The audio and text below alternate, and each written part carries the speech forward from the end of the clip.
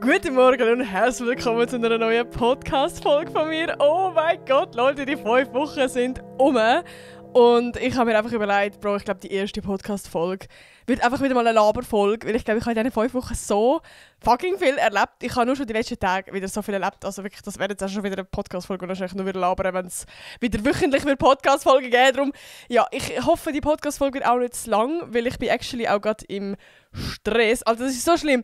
Ich habe eigentlich voll mir gesagt, dass ich die Podcast-Folge, die wieder als erstes online kommt, wie so aktuell wird sein. Also nicht, dass ich sie irgendwann wieder 5 Wochen aufnehme, sondern schon so dann, wenn es halt wieder öffentlich kommt. So. Und jetzt habe ich die letzten Tage wieder so fetten Stress gehabt, weil mein Studium hat seit letzter Woche wieder angefangen. Da können wir dann auch noch mal ins Detail und ich sage wieder Aber ja, voll. Darum ist wie irgendwie wieder jeden Tag so viel los gewesen. Ich war wirklich so gewesen, Sonntag, okay, scheiße, ich kann nicht aufnehmen, okay, dann mache ich es halt morgen. Nachher wieder nicht. Jetzt ist so, fuck, es ist Mittwoch gerade und sie kommt heute online. Und jetzt habe ich zum Glück heute ein bisschen früher ausgehauen von der Schule, weil ich eigentlich auch noch filmen, wenn es halt noch hell ist und so, für die mit Video schauen, dass ihr auch die perfekte Qualität habt und die 10 von 10 Experience mit mir da zusammen. Ja, genau, darum, wir haben jetzt einen kleinen Zeitslot. Ich muss nachher an einen Dreh dann noch gehen. Aber wir haben eine ganze Stunde Leute, die wir zusammen labern. Ich glaube, das langt. Ich glaube, mehr haben jetzt gerade auch, mehr als eine Stunde mir zuhören, wollen wahrscheinlich auch nicht. Aber ich fange einfach mal beim Punkt an, Leute. Ich habe euch vermisst. Ich schwöre so, ich habe es so vermisst, mit euch einfach zu labern. Also einfach irgendwie, ich weiß auch nicht, ich glaube, ich habe das irgendwie so unterstützt. Ich weiß gar nicht, was ich das letztes Jahr gemacht habe. Aber es macht so viel. Es macht irgendwie so viel. Also ich habe wie die ganze Zeit immer so einen Moment gehabt von, oh mein Gott, ich kann gerade so reden wie Darf, um mir das zu erzählen. Und I don't know, irgendwie, ja. Und was auch noch dazu kam, ist, ich merke schon jetzt wieder, ich kann schon wieder überfordert, halt 5 Wochen Podcast-Pause. Und jetzt bin ich schon wieder so, wie macht man das überhaupt? Aber starten wir schon deep rein. Ich kann eigentlich gar nicht blank jetzt schon deep rein starten, aber es hat schon ein bisschen was mit dem zu tun. Doch, komm, wir sind untereinander, Leute. Also, ich habe in diesen 5 Wochen ganz viele nice Sachen erlebt und ich habe auch aber emotional gemerkt, dass es etwas mit mir macht. Jetzt wahrscheinlich auch gerade, dass ich keine Podcast-Folge mehr aufgeladen habe, dementsprechend ja wie auch keinen Kontakt mehr mit euch habe, wenn man das so sagen kann. Weil, also ich sage euch ehrlich, ich schaue ja schon wirklich daily, wenn wieder neue Kommentare kommen von den Podcast-Folgen. Und einfach so, es ist wie, es findet so viel mehr Interaktion mit euch statt. Einfach weil, ich lade ja immer noch TikToks und so auf und klar gibt es jetzt auch Kommentare, aber das mit dem Podcast, das ist für mich so, I don't know, das ist für mich so der closey Circle irgendwie und ja, also das ist für mich so wie dort habe ich am engsten eine Connection zu euch und irgendwie, ja, ich weiß auch nicht. Und irgendwie habe ich die wie so 5 Wochen nicht gehabt und ich könnte mir das wie so vorstellen, wenn du in einer Beziehung bist, dann hast du so 5 Wochen Beziehungspause.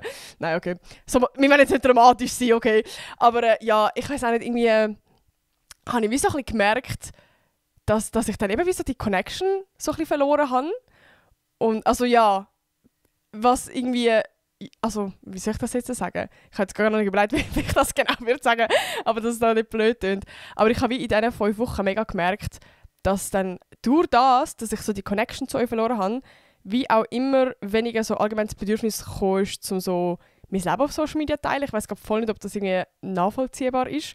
Weil eigentlich ist es mein absolutes Hobby. Also ich liebe es, Videos zu machen, ich liebe es, Podcasts aufzunehmen, ich liebe alles dran. Ich liebe es, mit euch Kontakt zu haben. Einfach wirklich, ich liebe alles dran. Und in diesen letzten 5 Wochen habe ich wirklich ein Leben gelebt, oder zumindest in den ersten 3 Wochen, sagen wir es so, habe ich wirklich ein Leben gelebt, wo ich mich eigentlich gar nicht kenne. Irgendwie. Also ich habe wirklich null das Bedürfnis gehabt, wirklich null, um irgendetwas auf Social Media zu teilen. Also eben, ich habe ja eigentlich nur eine Podcast-Pause gemacht und ich habe jetzt eigentlich nicht vor, irgendwie auf allen anderen Kanälen dann auch noch runterschrauben oder irgendwie so. Aber ich hatte einfach keine Lust mehr gehabt. Ich bin wirklich, ich glaube, das erste Mal in meinem Leben bin ich schon so ein bisschen so gewesen, will ich das noch machen überhaupt? Also ich weiß auch nicht, ich bin voll irgendwie deep so in das Ganze rein. Also es hat mich wie so ein bisschen beschäftigt. Ich muss jetzt schnell ehrlich sein mit euch. Also wirklich so fast so ein bisschen einfach in einem Down gsi von fuck, irgendwie, ja, ist es doch mein Hobby und irgendwie, wieso habe ich gerade auf alles andere Lust? Also wirklich, ich bin immer noch aktiv gewesen. Mir ist es mega gut gegangen, emotional in dem Sinn.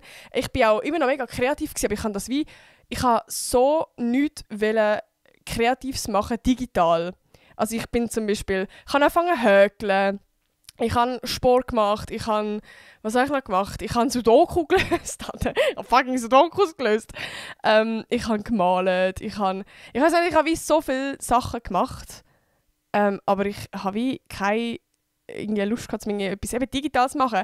Und ich kann mir auch irgendwie vorstellen, weil es halt wirklich das erste Mal nach Ewigkeit da gerade so eine Pause ist, von so einfach mal nichts von dem Ganzen machen, weil mein Alltag ist halt mein Studium dreht sich um das und mein Job dreht sich um das und also es dreht sich wie alles in meinem Leben halt um das und eben ich liebe es, also wie ich könnte mir gerade eigentlich keine schönere Position wünschen, als ich jetzt gerade bin, dass ich mit meinem Hobby so, eben, dass ich das kann studieren, dass ich von dem kann leben, dass ich das kann als Hobby machen, also wie und es ist wie einfach das erste Mal ist so ein Moment gewesen von Scheiße, ich habe absolut keine Lust oder irgendetwas, ja, ich habe einfach keine Motivation gehabt und wirklich actually einfach keine Lust, um irgendwie mein Leben zu teilen oder irgendwie nur schon daran zu denken, fuck, ich muss noch ein Video machen.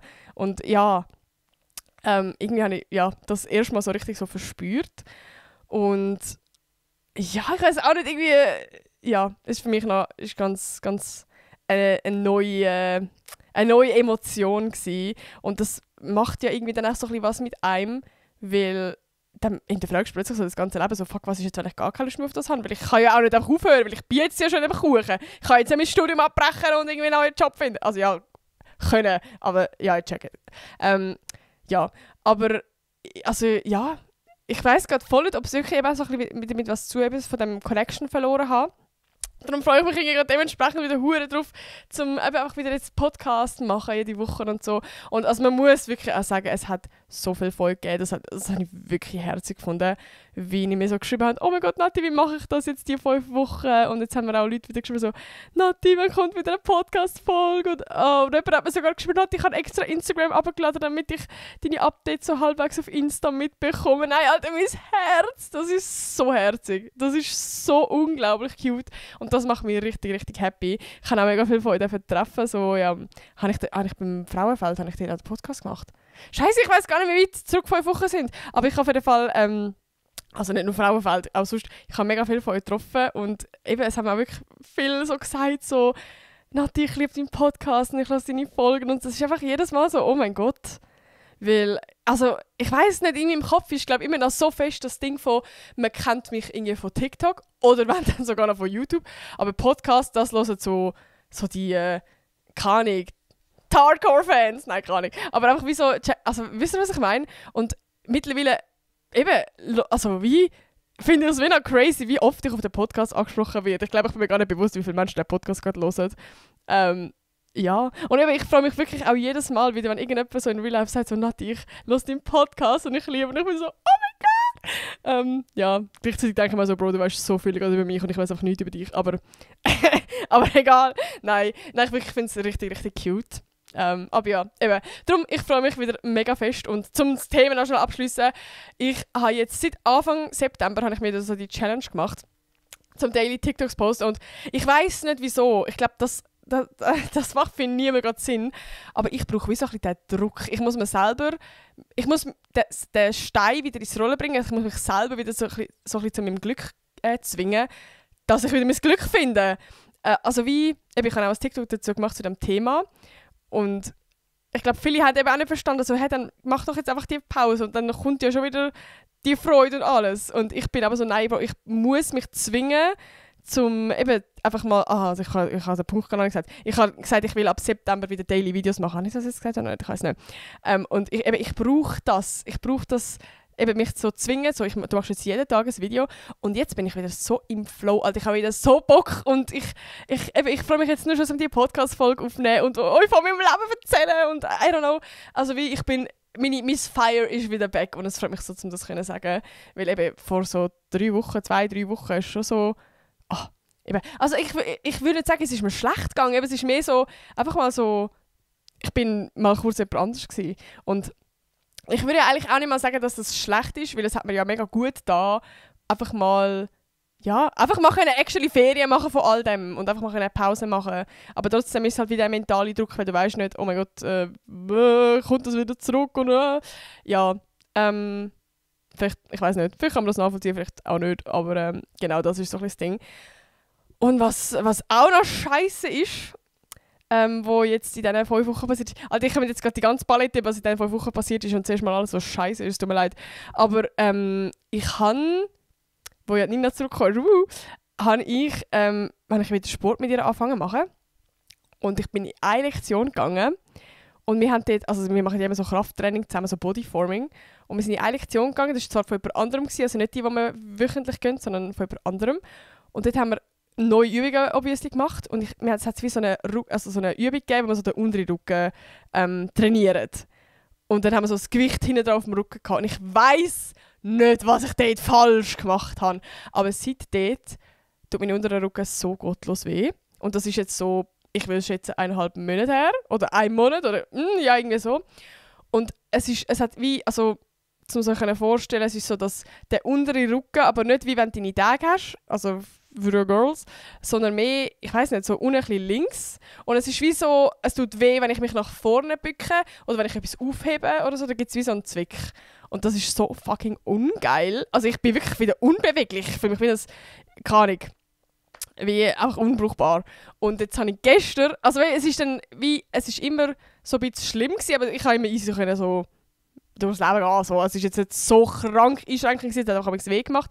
Vor allem zum Söcke anziehen, Alter, zum Söcke anziehen ist mühsam. Und jetzt habe ich gestern, bin ich wieder mal ins Bodyforming gegangen. Und dann haben wir wir haben jetzt auch wieder eine neue Choreo und jetzt haben wir irgendeine Übung gemacht, so eine Einwärmübung, wo wir hüpfen müssen. Und das hat mir den Rest gegeben. Ich habe nach dieser Einwärmübung habe ich gemerkt, fuck, Digga, mein Rücken tut so weh. Und dann machen wir nur so die erste Übung. Ich meine, vorstellen, links und rechts ist so 1 Kilo Hanteln und du gehst halt wie so ein bisschen in die Knie. Also du machst wie so ein bisschen, wie heisst das Wort? Wie heisst das Wort? Nicht Planks. Ah, scheiße, jetzt falle ich auf, dass ich nicht so gut im Sport bin. Aber wo du so einfach in die Knie halt gehst, ein bisschen runtergehst, ich checke, dass halt im Arsch nachher brennt. Und ich bin einfach nicht runtergekommen. Also wirklich so, alle sind ja so richtig tief runtergegangen und ich bin so wirklich so etwa 3 cm runtergegangen und gemerkt, okay, ich kann nicht weiter runter. Und ihr müsst wissen, beim Bodyforming machen ja wie so eine Choreo. Also alle machen das Gleiche. Es ist wie so 1 Stunde Choreo von Krafttraining, also so ein Workout halt. Und ich bin halt literally zuvorderst gestanden mit Nina zusammen. Und ich schaue sie so an, ich komme nicht weiter runter. Und halt die Lehrerin vorne will mich halt wie so ein bisschen korrigieren, weil sie halt wie so wahrscheinlich denkt, ich check's gerade irgendwie nicht, weil es halt auch eine neue Choreo ist und so. Nein! Und ja, also wirklich, ich bin in dieser Lektion, ich weiss nicht, wie ich die überlebt habe, aber ich kann die Hälfte auch nicht mitmachen und ich bin so zuvorderst gewesen, weißt du, und du hast einen Spiegel, also ja, es war fett unangenehm gewesen. Aber ja, und seit war ich, also es war jetzt gestern gewesen, habe ich unglaublich fett Rückenschmerzen. Wir haben schon gestern Abend die Notaufnahme angerufen, irgendwann so um 10:30, weil ich so Schmerzen hatte. Und die haben dann einfach so ein paar Tipps gegeben. Und was eben auch, ich weiss auch nicht, ich bin eben der Mensch, ich gehe gefühlt erst zum Doktor, wenn ich schon im Sterbebett liege. Also ich weiss auch nicht wieso. Vor allem, also weißt, früher hat ja das so das Mami gemacht, dass man beim Arzt angerufen hat und der hat dich dann dort hingefahren und hat alles für dich gemacht und du bist einfach mitgekommen. Und jetzt bist du so erwachsen und du bist so ausgezogen und ich müsste jetzt selber irgendwie schauen, weil vor allem mein Doktor ist irgendwo am Arsch von der Welt, in der Nähe halt dort, wo ich aufgewachsen bin und das ist wirklich irgendwo am Arsch von der Welt. Also ich könnte irgendwie nur mit dem Auto dorthin. Ja, und dann müsste ich das Auto von die Hause holen. Nein, also es ist wie in meinem Kopf so aufwendig. Und das kostet ja auch noch Geld. Also klar, ich bin versichert, aber trotzdem kostet es Geld. Und irgendwie in meinem Kopf ist dann immer so, eben, du machst es erst dann, wenn du im Sterbebett liegst. Und das ist echt voll blöd, weil lieber, also wie, wenn für Geld zahlen, dann für seine Gesundheit. Und ja. Und dann ist eben auch so, dass du so nie Zeit hast. Also ich weiß auch nicht. Das macht gar voll keinen Sinn. Und darum, ich muss jetzt wirklich mal einen fucking Doktor anrufen und mal sagen, Brü, schau mal meinen Rücken an, ich weiß nicht, was da falsch läuft. Vor allem Rücken ist eigentlich auch schwierig. Also keine Ahnung, wenn es jetzt irgendwie so mein kleiner Finger wäre, juckt ja wie nicht. Aber der Rücken ist schon kritisch. Aber ja, ich schaue jetzt mal. Vielleicht schaffe ich es noch die Woche am Doktor anrufen, wäre eigentlich super. Und was ist noch, Leute? Ich muss jetzt noch schnell auf mein Dings rückblicken, was ich euch da alles zu erzählen habe. Alter, Nina schreibt mir die ganze Zeit. Ich muss schnell Flugmodus machen. So, also, wo fangen wir denn überhaupt an? Wir fangen vielleicht zuerst mal an, dass ich zweimal mal in der Ferien war. Ich bin einmal mit den Studentenfriends. Alter, was ist jetzt da außen? Wir haben da außen eine Baustelle und dann sind die so laut da. Ich weiß gar nicht, ich glaube, ihr hört es nicht, aber mich fuckt es gerade ab. Aber ja, zurück zum Thema. Ich war in der Ferien, zuerst mit meinen Studentenfriends, mit der Nina, mit der Sarah und mit der Nadine. Und wir waren im Ferienhäuschen von der Sarah. Ich glaube, ich habe in der letzten Podcast-Folge noch so ein bisschen davon erzählt. Und das war so cool. Alter, das war so cute. Und, Alter, ihr wisst ja, glaube ich bin so ein bisschen eine Spiele-Maus. Ich liebe Spiele machen. Und wir haben als Kind früher mit meinen Grosseltern mega oft gemeiert. Und dann ist mir, ich weiß auch nicht mehr, es hat dort Würfel gehabt. Und dann bin ich einfach wieder mal auf die Idee gekommen, zum Anfangen zu meiern. Und ich bin obsessed mit dem Spiel. Ich weiß nicht, ich bin wirklich obsessed. Ich fange an, mit jeder Runde, wo ich mit Menschen bin ich so, wenn der meiern? Es ist ein mega easy Spiel, ich kann es euch beibringen. Also ich habe wirklich so die Art von Mensch gehabt, das ist richtig schlimm.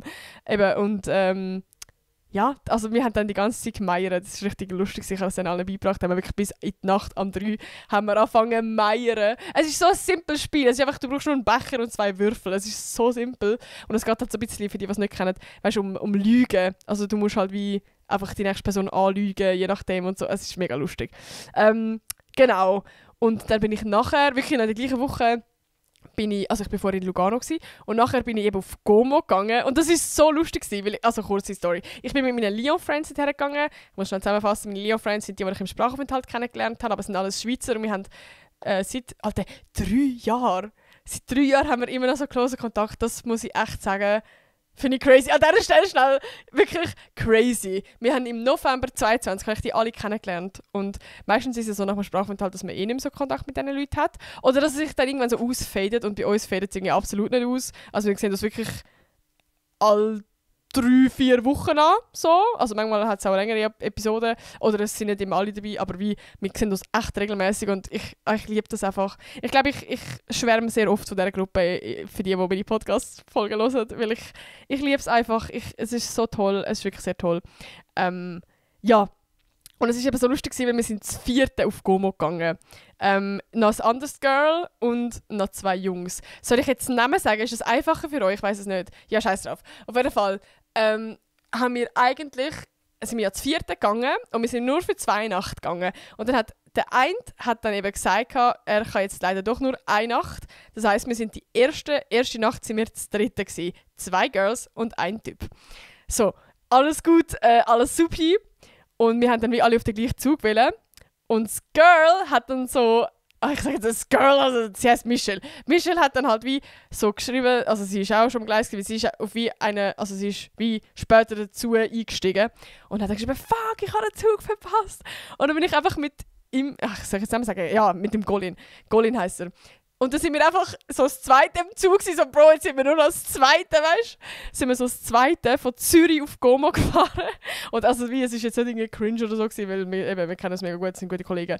Aber ich meine, wissen, Como ist halt so richtig die Verliebtheitsstadt. Also dort machen die Leute so oft einen Antrag und ich glaube, Leute heiraten sogar mega oft dort. Und wir kommen so das 2. an. Alter, wir haben wahrscheinlich ausgesehen wie das grösste Bärli. What the fuck? Ja, wir haben einfach so lachen über die ganze Situation. Und also wie, eben nachher sind sie dann schon dazugekommen und alles war gut gewesen. Aber es ist einfach wie, diese Situation habe ich lustig gefunden. Und eben, wir sind nachher wie 2 Girls und 2 Boys gewesen.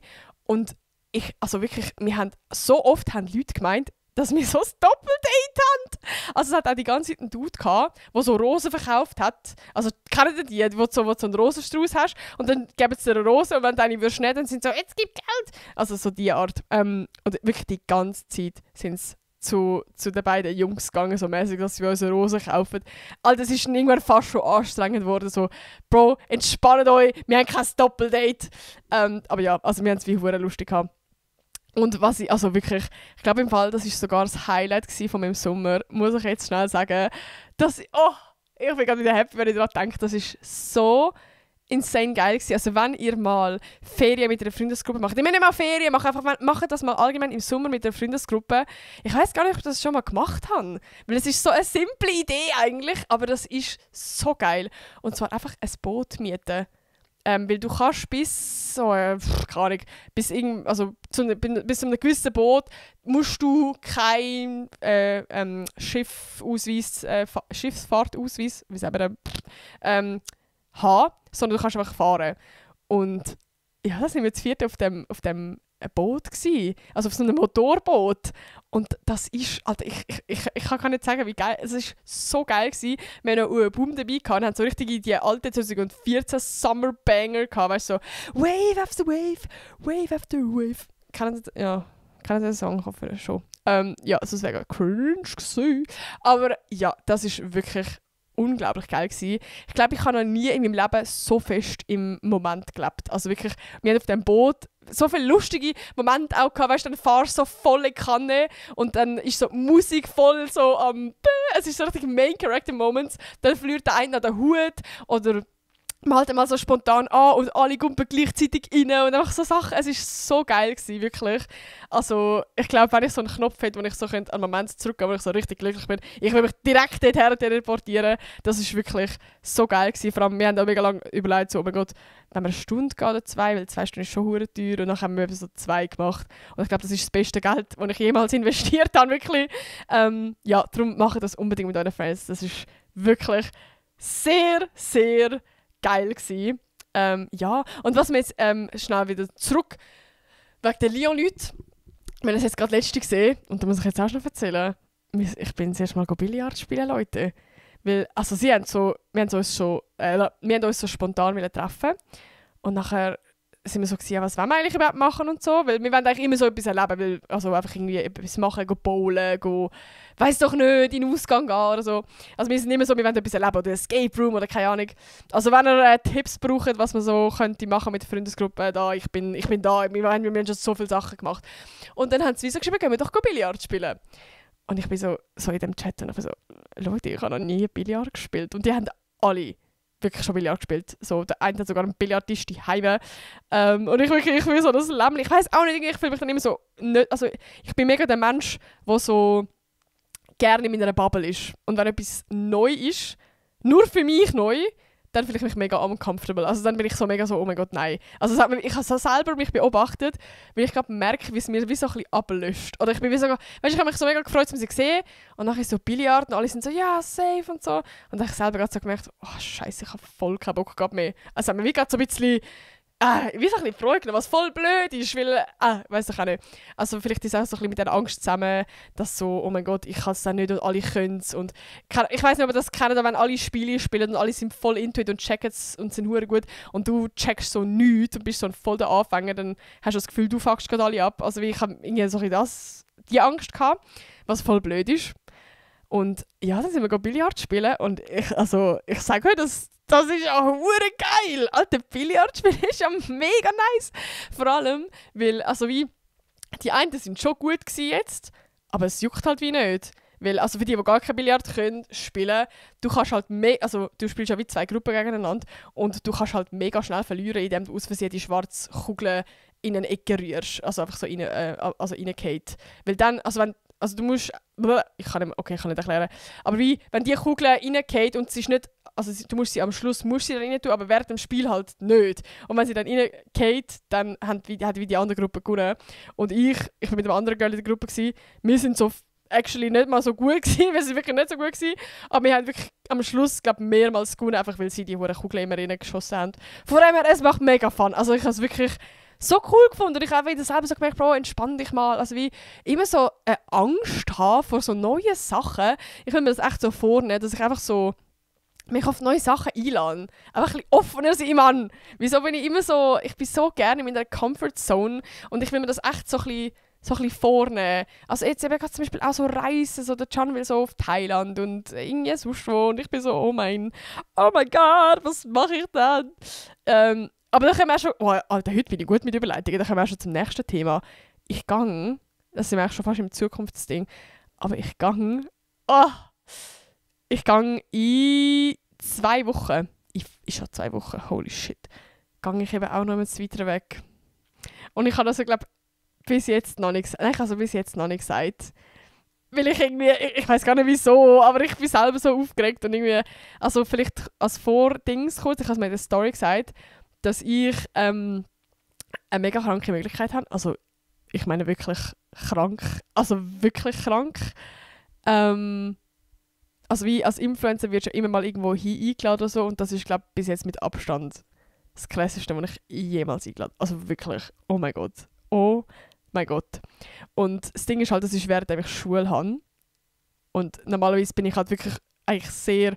Ich fehle wirklich sehr selten so in der Schule, wenn es so um so Sachen geht. Also meistens sage ich dann so Sachen ab. Und das war so, fuck, ich kann das nicht absagen. Und ich würde halt eine ganze Woche fehlen. Und ich bin darum so fest in diesem Clinch von was mache ich. Und also vielleicht zum Wissen, ich studiere ja. Und das ist ein Vollzeitstudium. Das heisst, ich muss pro Modul mindestens 80% anwesend sein. Und das ist halt eben ein bisschen scheiße, weil pro Modul, ein Modul kann auch 2 Wochen sein. Das heisst, ich darf dann einfach 2 Tage fehlen. Und das musst du halt so mega kalkulieren. Also wenn ich jetzt genau in dieser Woche ein 2-Wochen-Modul gehabt hätte ich niemals eine Woche fehlen können, sonst hätte ich das Modul nicht bestanden. Und dann könnte ich halt nicht abschliessen, weil ich muss ja dann genug Credits haben, um meine Bachelorarbeit zu machen. Nein, so ein Stress. Auf jeden Fall habe ich wie alles genau ausgerechnet, ob es irgendwie geht, dass ich jedes Modul, das ich in dieser Woche habe, bestehe.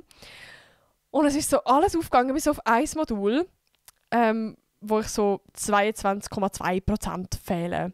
Weil ich wie einen ganzen Tag dann fehle. Ja, ist ja gleich. Und nachher habe ich eben so, ich bin dann mega im Clinch gewesen, weil ich schon so war, fuck. Und nachher ich so, okay, ich muss jetzt einfach meinem Dozent anrufen. Was heisst anrufen? Ein Mail schreiben? Sorry. Und habe dann gesagt, so, hey, gibt es da eine Lösung und so. Und er hat dann eben so geschrieben, hey, eigentlich ist die Regel auf 25% bei so einem kleinen Modul und so. Und darum sage alles gut, also ich würde auch dann bestehen. Und ich bin so, oh mein Gott! Oh mein Gott. Ja, und dann habe ich Grünlicht geben. Und ich habe es euch jetzt noch nicht gesagt, was ich mache. Und ich glaube, jetzt ist der Moment, wo ich euch das sagen kann. Nein, ich gehe, also... ich weiss nicht, jetzt ist der Pressure gerade so hoch. Scheiße, jetzt erwartet ihr wahrscheinlich, dass ich eine Weltreise mache. Also es ist schon actually eine Weltreise. Oder vielleicht schnell vorab, es ist für mich übel out of my comfort zone. Wirklich übel. Ich gehe mit Red Bull zusammen auf L.A.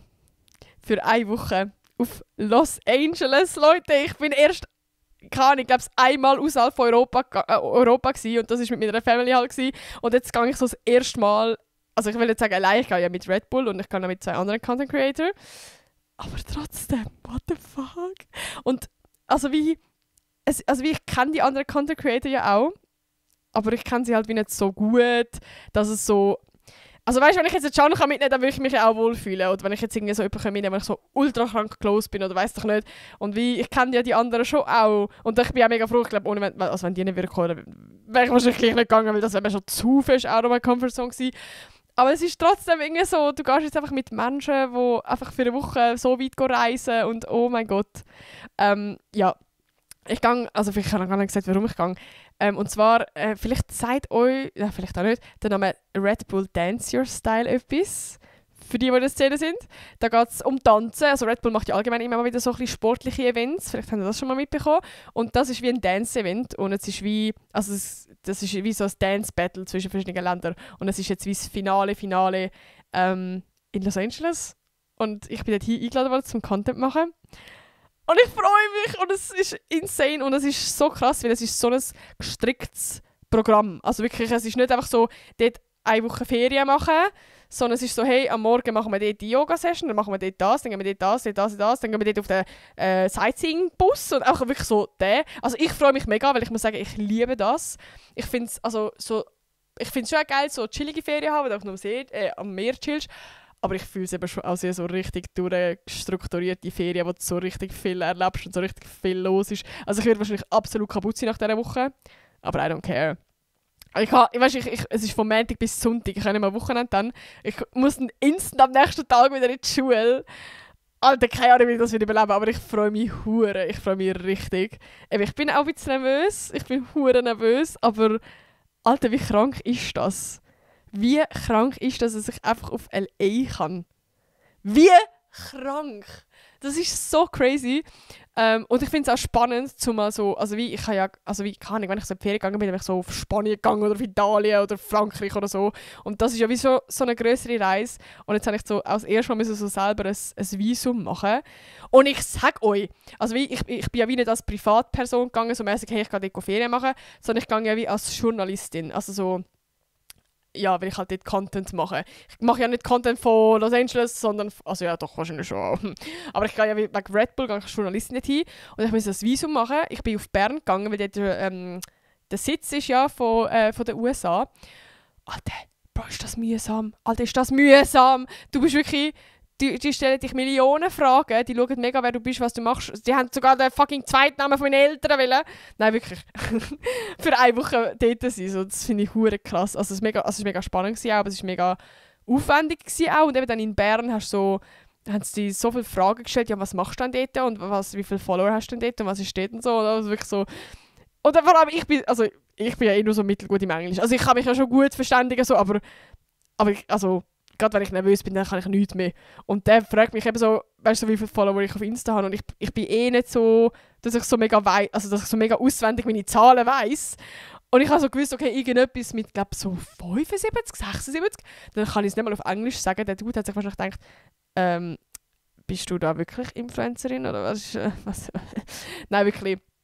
Ja, ich kann wirklich nicht mal die Zahl auf Englisch sagen. Schlimm. Ich musste meinen Instagram-Account öffnen und musste es zeigen. Aber ja, ich habe es überlebt.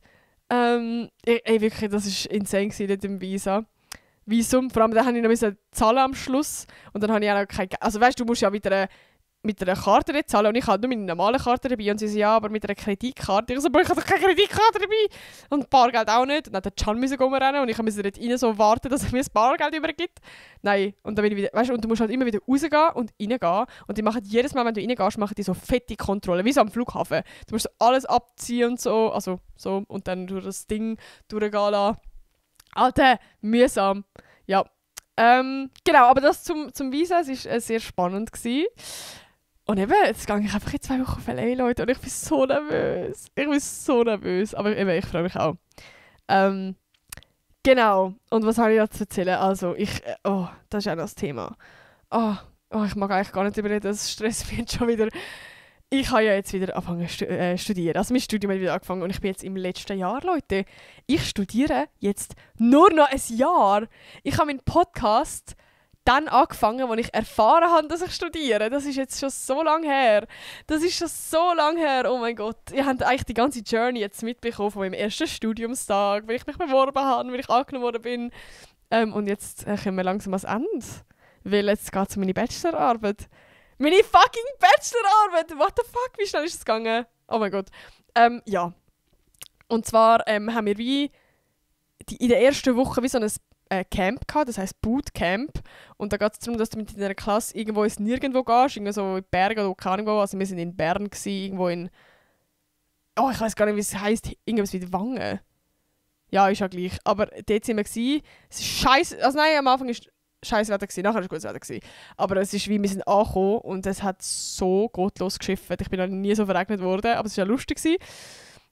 Ja, und eben, es geht wie in dieser ganzen Woche quasi darum, dass du deine Idee findest und so. Beziehungsweise habe ich gemeint, weil also wie, ich habe mich ja schon so ein bisschen darauf vorbereitet, dass ich dort mit so ein paar Ideen reinkomme. Also nicht, dass ich einfach gar keine kann, aber ich habe es auch verdammt schwierig gefunden. Ich muss sagen, ich habe es auch verdammt prokrastiniert in diesen Sommerferien, um irgendeine Bachelorarbeit-Idee zu finden. Und ich habe dann wie so einfach mir allgemein überlegt, welche Themen mich interessieren. Also ich hatte so mehrere Themen. Ich kann es sonst einfach mal schon auflegen. Also ich habe zum Beispiel überlegt, okay, ja, Social Media ist ein Thema, das mich interessiert. Feminismus ist ein Thema, das mich interessiert. Was gibt es noch? Psychologie ist ein Thema, das mich sehr interessiert. Ich glaube, das checkt man am Podcast. Ja, einfach Jugend ist ein Thema, das mich interessiert. Vegan sein und einfach all das ist ein Thema, das mich interessiert. Französisch ist ein Thema, das mich interessiert. Ich habe ganz viele so Sachen gehabt, weißt, so verschiedene Fetzen, die aber alle in eine komplett andere Richtung gehen. Und ich bin eigentlich wie so in das Camp gegangen und im Camp selber habe ich dann herausgefunden, hey, eigentlich wäre es gut gewesen, mit einer spezifischen Idee schon reinkommen. Also und dann nicht nur ein Thema, sondern wirklich eine Idee. Was willst du machen für eine Arbeit? So, was genau? Und im Camp geht es dann darum, das genau zu konzeptionieren. also so ein bisschen genau an der Idee schleifen und schauen und ja, dementsprechend bin ich auch in den ersten 2 Tagen wirklich mental am Ende gsi, einfach weil so viele von meiner Klasse schon so eine fixe Idee hatten.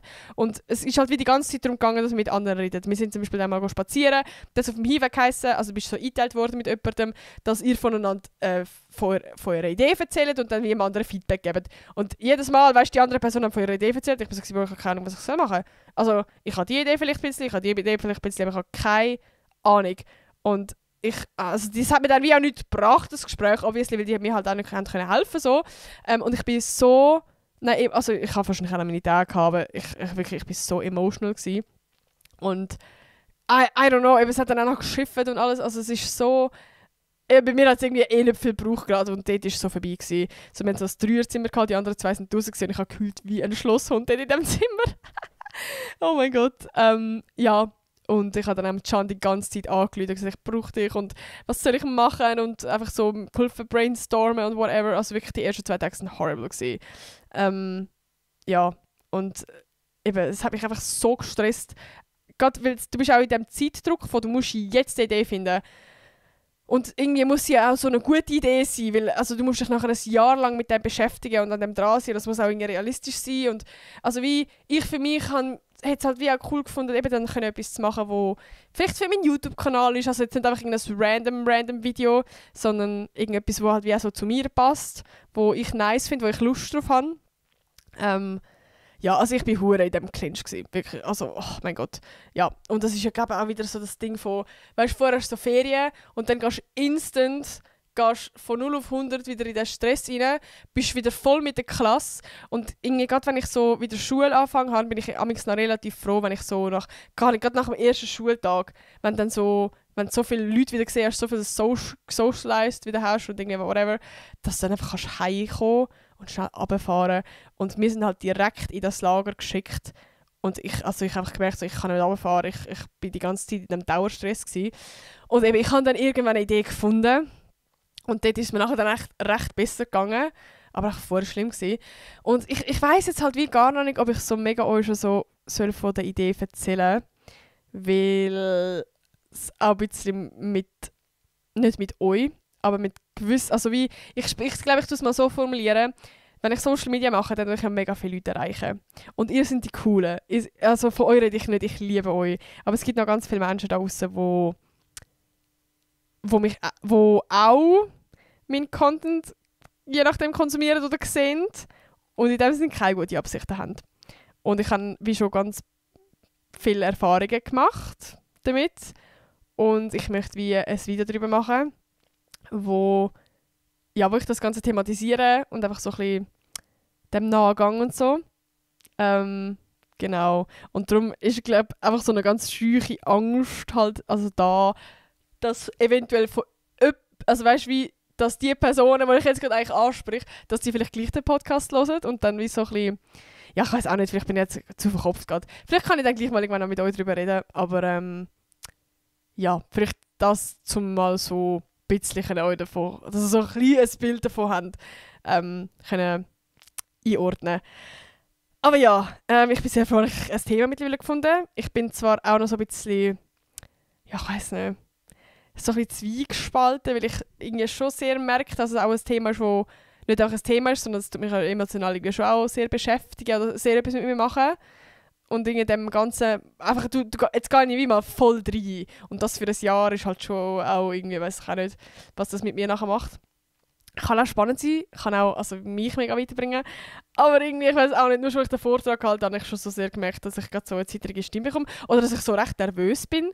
Weil, also wie kann ich liebe es, Vorträge machen. Ich habe eine ganze Podcast-Folge über Vortrag gemacht, dass ich das voll geil finde und voll die Tipps gebe und so. Und das habe ich schon so gemerkt, ich bin schon sehr nervös. Also ich habe mich verdammt versprochen, am Anfang voll die zittrige Stimme gehabt. Also es ist schon, ja. Ich lade ja wie so ein bisschen die Hose runter, kann man das so sagen. Also es ist wie, ja, ich habe eigentlich wirklich kein Problem, mir über meine Emotionen zu erzählen oder Sachen, die mich beschäftigen oder so. Ja, und irgendwie, dort habe ich so ein bisschen gemerkt, irgendwie, ja, stehst du so vor der Klasse und redest über das, dass das etwas ist. Ja, keine Ahnung. Es wird auf jeden Fall spannend, aber ja, ich glaube, das ist so ein bisschen das mal. Und jetzt haben wir die Woche gehabt. Und alles war gut gewesen, fertig. Wir sind finally wieder daheim. Ja, zum Glück also wirklich die ganze Woche stressig gewesen. Und jetzt sind wir wieder bei den 2 Wochen, die ich für das Zürich Filmfestival schaffe. Das habe ich ja letztes Jahr schon gehabt. Wer mag sich noch erinnern, Leute? Das würde mich jetzt wundern. Ich habe ja letztes Jahr, glaube auch sehr viel davon erzählt. Könnt ihr mal in die Kommentare ZFF schreiben, das würde mich hure wundern, wer seit Tono dabei ist. Da muss ich euch das ja gar nicht erklären. Aber ich mache es gleich schnell für 10 Sekunden. Zürich Filmfestival ist das und unser Studiengang ist dafür verantwortlich, dass wir den Content für sie machen. Uhu. Und letztes Jahr war das ja für mich ultra maximal stressig gewesen, wirklich gottlos stressig. Also wirklich, so, wir ja pro Person haben wir müssen wie ein Interview machen, also so ein Longform-Video und halt mega einfach die Leute buchen, innerhalb von 2 Wochen eben das Interview planen, den Film schauen vom Interview, also von den Personen, eben meistens sind es Schauspieler oder Regisseure und so. Und dann müssen wir einen Drehort organisieren, Leute organisieren, die an diesem Drehort helfen, das Ganze noch schneiden. Ich weiss gar nicht, ob ich nachvollziehen kann, wie Pain das ist. Und dieses Jahr haben ich und Nina, wir sind wirklich ganz, ganz schlau gewesen. Wir haben das so gut gemacht, wir haben das sehr gut gemacht. Also eigentlich Zara ja noch, also wir sind eben das 4-Grüppli. Nadine, sie studiert ja eh länger und sie macht das Modul nicht. Sie macht das nächstes Jahr dann. Und eben Zara, sie hat es auch sehr schlau gemacht. Und zwar gibt es also wie erkläre ich das jetzt? Wir sind wie pro Jahr, also wir haben ja 3 Jahrgänge, das erste Semester, das 3. Semester und das 5. Semester. Und wir sind jetzt ja im 5. Semester. Und immer das 3. und das 5. Semester ist für das ZFF zuständig. Also das erste Semester hat ja jetzt gerade angefangen, also die machen etwas anderes, die machen kein ZFF. Und ja, vom 5. Semester sind es ja wie mehr die es jetzt das 2. Mal gemacht haben, weil wir haben es ja letztes Jahr schon gemacht. Und darum darf vom 5. Semester ein paar von der Klasse, also so 1, 2, 3 Leute, dürfen die Redaktion sein. Und 1, 2 Leute dürfen im Social Media Team sein. Und in welchem Team bin ich echt, Leute? Im Social Media Team! Ich bin jetzt mit der Nina zusammen im Social Media Team. Und eben Sarai macht das Redaktionsteam zusammen mit 2 anderen. Und das Geile ist eben, du hast auch Stress, aber du hast einen anderen Stress. Und Nina und ich, wir sind jetzt im Social Media Team und wir sind jetzt wir haben jetzt wie die ganze Konzept gemacht für Reels, wo jetzt dann die anderen Leute machen. Und aber TikTok drehen wir zusammen mit jemand anderem jetzt vom unteren Jahrgang. Aber jetzt sind wir wie die ganze Zeit am TikToks drehen. Literally am TikToks drehen, Alter. Und wir müssen dafür kein Longform-Video machen. Und das ist ein Blessing. Ich weiß nicht, ich liebe es. Ich finde es voll geil. Und ich finde es halt auch voll... Also ich merke, ich fühle viel mehr so in der ganzen Content-Branche oder einfach in der Medienbranche, ich fühle es viel mehr so das Schnelllebige. Also ich habe viel mehr so... Ich mache viel lieber 50 kurze Videos in 2 Wochen als so 1 Longform. Also doch, schon auch ab und zu, aber wie einfach... Ich habe halt lieber Social Media, muss ich halt so sagen. Ja, und ich erlebe auch viel mehr, es ist viel vielfältiger und wenn du mal wie ein Video gemacht hast, kannst du abschließen und ein neues Thema. Also wie, ich habe mega gerne Abwechslung, ich glaube, das ist es. Und ja, jetzt können wir auf den Green Carpet gehen, Interviews machen, Videos machen, wir können dort her, wir sind mega oft unterwegs, wir machen Strassenumfragen und so. Und ich habe so Bock auf das, ich freue mich sehr auf das. Vor allem mit der Nina zusammen, wir sind so ein eingespieltes, gutes Team. Und das ist mega toll. Also ich freue mich richtig fest. Und jetzt gehen wir morgen Abend, Alter, das wird so funny, gehen wir auf den Green Carpet. Also wir können zwar keine Interviews machen, wir sind in der 2. Reihe, aber wir machen dann dort TikToks. Und dann schauen die Leute den Film. Und nachher gibt es eine Aftershow-Party, dort gehen wir wieder Content machen. Und sonst gehst du mir so einen Slot dazwischen. Und das Lustige ist eben, ich bin an diesem Abend eigentlich eingeladen worden vom Swiss Influencer Award, so als Vor-Event, weil der offizielle Swiss Influencer Award ist ja, glaube ich, am 17. Oktober. Und ich bin ja nominiert in der Top 10 bei Entertainment. Ja. Ich habe ja die ganze Zeit fleissig gesagt, die sollen abstimmen. Und bei diesem Event, wo jetzt morgen ist, kommt raus, wer bei Entertainment in der Top 3 ist. Also ich bin jetzt in der Top 10 und es kommt raus, ob ich in der Top 3 bin oder nicht. Und ich glaube, ich bin in meinem Kopf so fest, so, nein, ich werde eh nicht in der Top 3 sein. Also ich habe schon eigentlich mental damit abgeschlossen, dass ich auch so war, ja, ich kann nicht das erwähnen, scheiß drauf, halt, eben, ich muss ja eh dann an dem ZFF-Dings so arbeiten. Und jetzt haben wir wieder einen Slot dazwischen, ich habe mit der Nina geredet. Und sie so, hey, aber du musst doch nicht hingehen. Was ist, wenn du gleich Top 3 bist? Und wenn nicht, ist doch voll krass und so. Und jetzt hat sie mich irgendwie so mega überzeugt. Und jetzt gehen wir einfach genau zwischen dem Slot. Gehen wir jetzt dorthin schauen, wegen der Top 3. Also wir haben zuerst Green Carpet, wo wir Content machen. Dann fahren wir zurück, also nicht zurück, dann fahren wir das Swiss Influencer Award Event und dann fahren wir wieder zurück an die Aftershow-Party, um dort wieder Content zu machen. Es wird auf jeden Fall interesting und das Lustige ist auch, das ZFF, also wir legen uns eigentlich dann edel an. Also es ist nicht einfach so, dass wir, also es ist schon klar, dass wir dort arbeiten, aber dort sind alle in so einem schönen, eleganten Outfit, also so ein langes Kleid, High Heels, der Style. Black Tie heisst der Style. Und und Nina und ich werden das ja dann auch so anlegen. Und wir werden halt einfach so dann an das Swiss Influencer Award Event gehen, wo wahrscheinlich alle normal angelegt werden sein. Und ich freue mich hure drauf, weil das ist so lustig, weil wir dann einfach zwei so voll hardcore overdressed dort ankommen. Ja, wird funny.